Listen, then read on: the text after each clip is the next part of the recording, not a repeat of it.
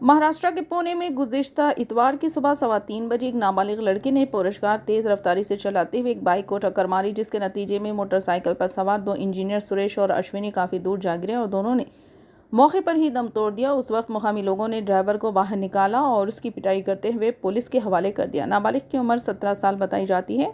बताया जाता है कि नाबालिग ने कार चलाने से कबल शराब पी रखी थी। पुलिस को पता चला कि हादसे से कुछ देर पहले नाबालिग अपने दोस्तों के साथ दो शराब खानों में गया था। तफ्तीश में इंकशाफ हुआ कि मुलजिम ने पहले शराब खाने में सिर्फ 90 मिनट में 48,000 रुपये खर्च कर दिए।